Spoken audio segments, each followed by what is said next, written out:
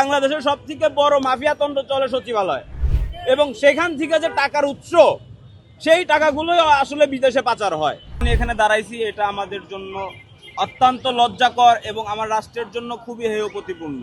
যুক্তরাষ্ট্রের এক নম্বর gym chain gold gym এখন আবারও বাংলাদেশে।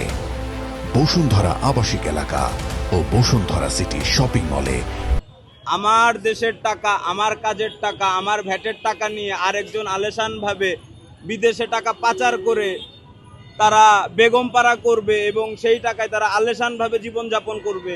এই জীবনযাপন, আল্লাহ তো আসলে তার একার না, আল্লাহ তো আমাদের সকলের। তো তারা যদি তাদের শৌখিন জীবনযাপন এভাবে থাকে, তো আসলে আমাদের কাছ থেকে অভিশাপ ছাড়া আর কিছু আসবে না। তো আসলে বলতে গেলে অনেক কথাই, টাকা পাচারকারী যারা, আসলে তারা ওই সরকারের ভিতরের লোক। আমার মতো একজন সাধারণ শ্রমিক নেতা কখনো বিদেশ গমন করে টাকা পাচার করে আসে না। আর এগুলো নজরদারি রাখার দায়িত্ববোধ আমাদের কাছে পড়ে না, কারণ আমরা ওই ব্যাংক ব্যালেন্স পর্যন্ত যাইতে পারি না। এগুলো থাকে প্রশাসনিক দপ্তরে, আমলাতন্ত্রের কাছে, সচিবালয়ের ভিতরে।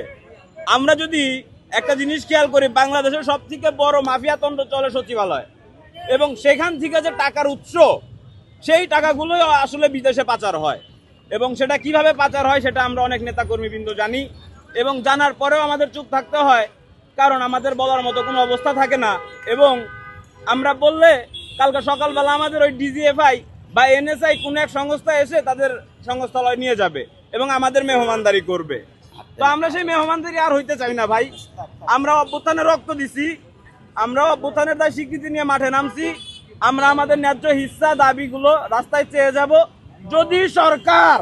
যদি সরকার এগুলো আমাদের সঠিকভাবে বন্টন না করে, আবার আমরা সেই জেনজি নিয়ে রাজপথে নামবো। জেনজি তার অধিকার আদায় করতে জানে। বর্তমানে আমরা যে জিনিসটা নিয়ে দাঁড়াইছি সেটা হচ্ছে যে আমাদের পাচারকৃত অর্থ। আসলে সরকারকে আমরা বসিয়েছি আমাদের ভোট দিয়ে, আমরা একটু সুষ্ঠু নির্বাচন পরিচালনা করতে সক্ষম হয়েছি, সেটাও আমাদের দায়িত্ববোধের জায়গা থেকে। কিন্তু সে দায়িত্ববোধের জায়গা থেকে যদি নিজের জানমালের নিরাপত্তা না পাই, তাহলে আসলে সে দায়িত্ববোধ সবসময় আমাদের কাছ থেকে যে আকাঙ্ক্ষাটা পাবে বা যে অনিশ্চয়তাটা আমরা পাবো, সেখান থেকে আমাদের জনগণের বিধ্বস্ত হওয়া ছাড়া আর কোনো গতি থাকবে না। তো আমরা সেই বিধ্বস্ত রূপ চাই না, আমরা চাই শান্তিপূর্ণ বাংলা। আমাদের যে পাচারকৃত অর্থ আছে, রাষ্ট্রের দায়িত্বে, রাষ্ট্রের মন্ত্রণালয়, মন্ত্রিসভার, সচিবালয়ের দায়িত্বে সেই অর্থগুলো আমাদের কাছে ফেরত আনে এবং দেশের কর্মসংস্থানের বৃদ্ধি করুক, যাতে আমাদের পরিবারগুলো ভালো মতো চলতে পারে। আসলে আমরা জানি না 270 বিলিয়ন মার্কিন ডলার লিখতে কতগুলো শূন্য লাগে। তো যেহেতু আমরা জানি না, তো তার মানে এই হিসাবগুলো আমাদের অগোচরেই থেকে যাবে। আমরা চাই সেই হিসাবগুলো আমাদের সামনে আসুক, জনগণ বুঝতে পারুক, জনগণ তার আকাঙ্ক্ষিত স্বপ্ন পূরণ করুক, বেকারত্ব দূর করুক এবং রাষ্ট্র একটি স্বনির্ভর